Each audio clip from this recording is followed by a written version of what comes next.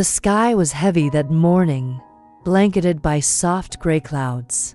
The rain had just stopped, leaving the road glistening and damp. Dee stood quietly by the gate, his travel bag hanging from one shoulder. Huyen watched him from the small porch, her eyes full of worry and warmth. "I'll only be gone for a few days," he said gently, adjusting the strap of his bag, "just to pick up the car and finish the paperwork." Huyen nodded, forcing a small smile. "Be careful on the road. The storms haven't passed completely yet." Behind her, little Maya waved from the doorway, her hair still messy from sleep. "Uncle D, bring me something from the south." "Okay." Dee chuckled and nodded. "Of course. Sweetheart, maybe a toy or a coconut candy." As he walked away, the morning mist wrapped around him like a thin veil. The village slowly disappeared behind him, replaced by endless fields and the hum of engines along the highway. The world seemed quieter here, only the steady rhythm of the bus and the soft patter of rain against the windows. He closed his eyes for a moment, thinking of Huyen's hands, rough from work yet gentle when she cooked, when she brushed Maya's hair, when she held his arm without a word. Her voice still lingered in his mind, calm and full of hidden strength. For Dee, this trip was simple: find the car, sign the papers, and return home. He wanted to be quick. He wanted to be safe. He wanted to come back before Maya missed him too much. But somewhere deep inside, he couldn't shake the feeling that the road ahead was holding something unexpected, something that waited quietly at the bend of fate. The bus continued to roll southward, cutting through the mist. Dee leaned against the window, watching the countryside blur by, unaware that far ahead, in a small town beyond the flooded fields, two familiar souls were about to cross his path once more. Fate, it seemed, had written a new chapter for him, and it would begin not with a car, but with an unexpected reunion. By noon, the sun had finally pierced through the clouds. Dee stepped off the bus and found himself standing in a small southern town by a slow, muddy river.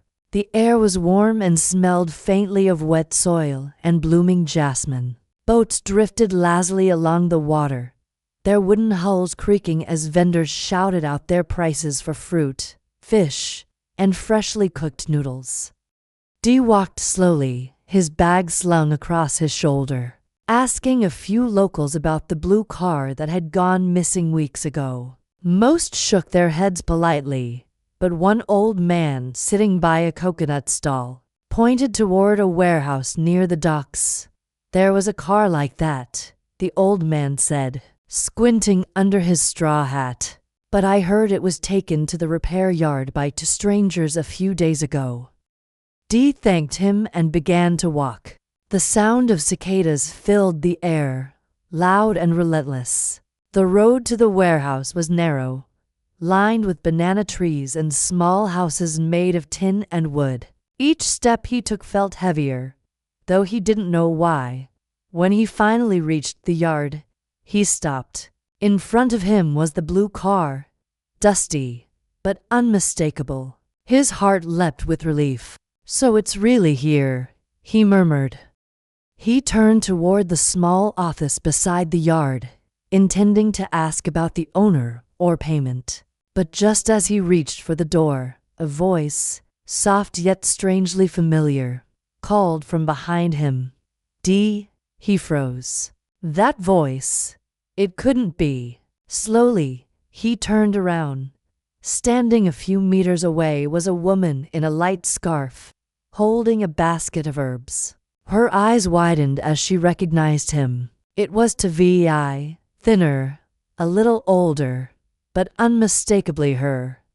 For a long moment, neither of them spoke. The sound of the wind rustling the trees filled the silence between them. Then, from the corner of the yard, another figure appeared.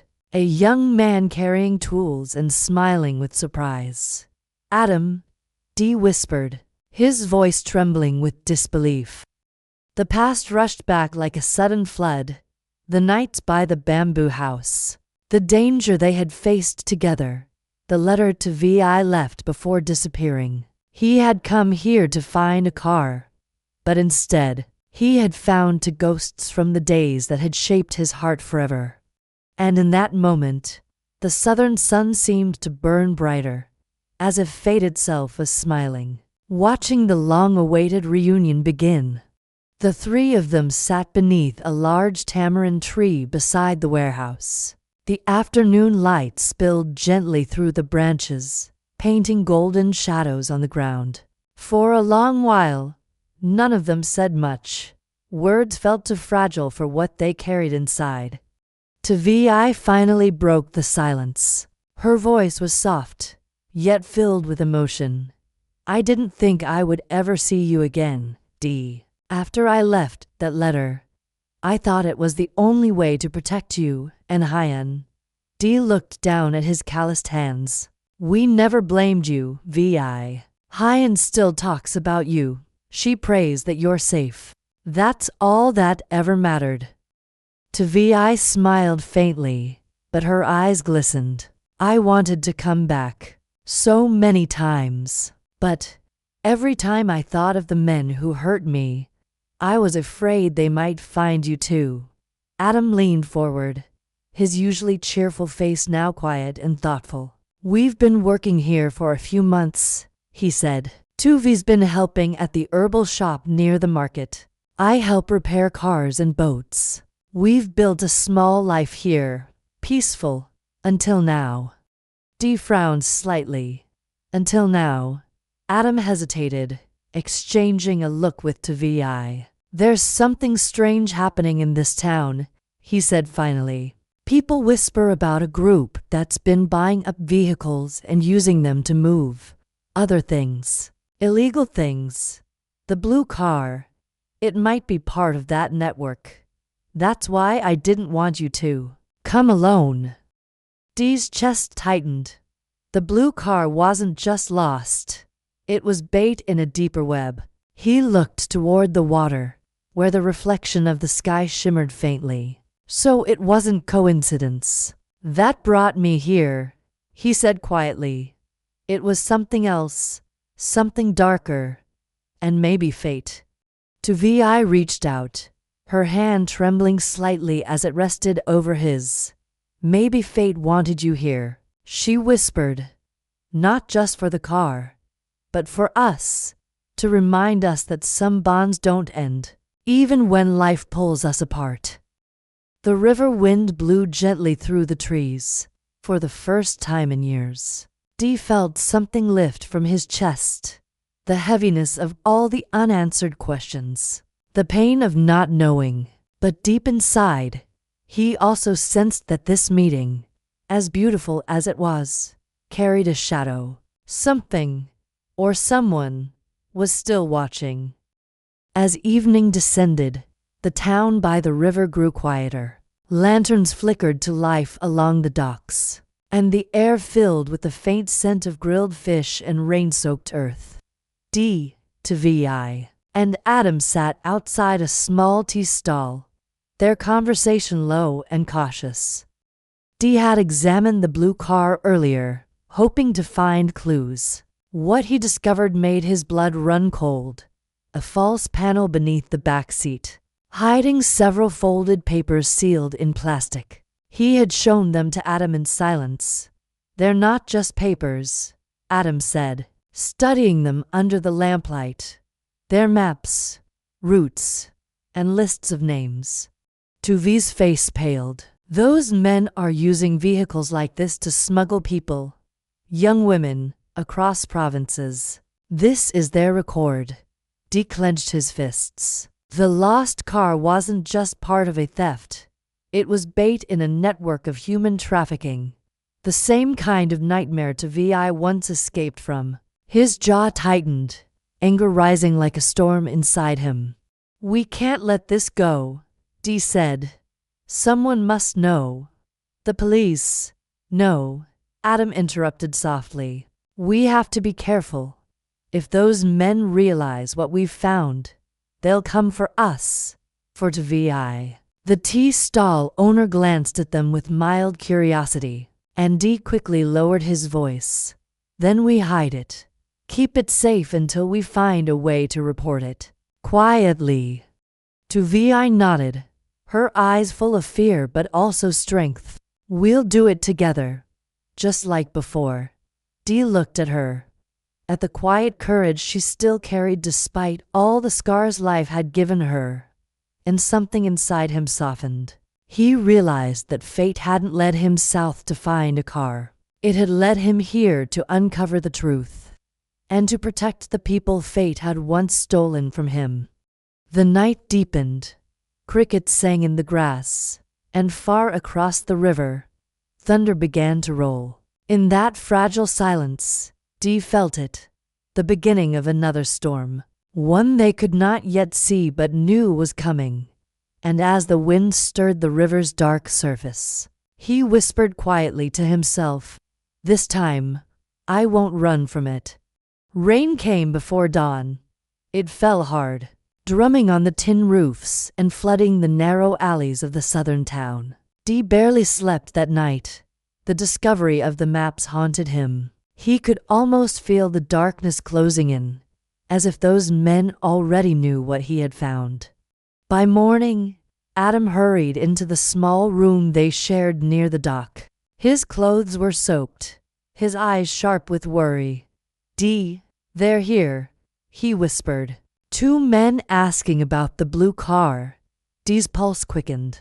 He looked toward the window. Two figures in dark raincoats stood near the warehouse, pretending to smoke, their eyes scanning the street. "They know," Dee murmured. "We need to move, now." To Vi joined them, clutching a small satchel with trembling hands. "I have a friend near the temple on the hill," she said quickly. "She can help us hide until it's safe." The three slipped out through the back alley, their footsteps splashing through puddles. The rain blurred everything. The town, the river, even the fear that followed them. But Dee's focus was sharp. He had promised himself once that he would never let harm reach the people he loved again. When they reached the temple, an old woman opened the door. Her eyes widened in recognition at Vi. "Child, I told you your past would return one day," she said softly, letting them inside. Hours passed. The sound of rain softened to a steady whisper. Adam dried his clothes by the small fire, while Dee sat by the window, staring at the road below. He felt the weight of everything. The danger, the memories, the strange hand of fate that had led him here. To Vi approached him quietly. "I'm sorry, Dee," she said. "Because of me, you're caught in this again." Dee shook his head. "No, Vi. I came here for a car, but I found something more important, a truth that needed to be seen. And I found you and Adam. That's not a mistake. That's life giving us another chance." She smiled faintly, tears forming in her eyes. "You haven't changed. Still the same man who always protects others before himself." Dee looked outside one last time. The two men were gone, for now. But he knew it wasn't over. The road ahead would be dangerous. Yet, for the first time in a long while, he felt ready. He turned toward Adam and to Vi and said quietly, "We'll take these papers north. Huyen needs to know. And maybe, together, we can end what they started." Outside, the clouds began to break, letting a thin beam of sunlight fall across the wet earth. Dee watched it and smiled faintly. In the middle of all the darkness, there was still light, fragile but real.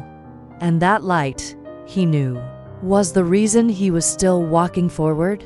Sometimes, life leads us down a path we never planned to walk. Dee thought he was simply searching for a car. Yet fate had written something deeper in the dust of that southern road. A reunion. A revelation. and a reminder of what truly matters.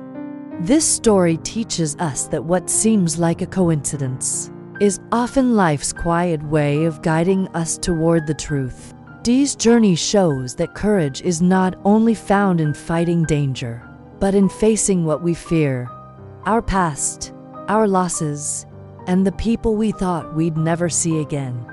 Tuvi's return reminds us that even the deepest scars can heal when touched by compassion. And Adam's loyalty proves that friendship, once born from kindness, can endure through distance and time. The darkness they faced, the lies, the danger, the pain, could have broken them. Yet it did not, because they held onto something stronger: trust. Trust in one another, in love, and in the belief that goodness can still rise after every storm. Life, like their journey, is filled with traps and detours. But if we walk it with an honest heart and the will to protect what is right, we will always find our way back to truth, to love, and to the light that never truly fades.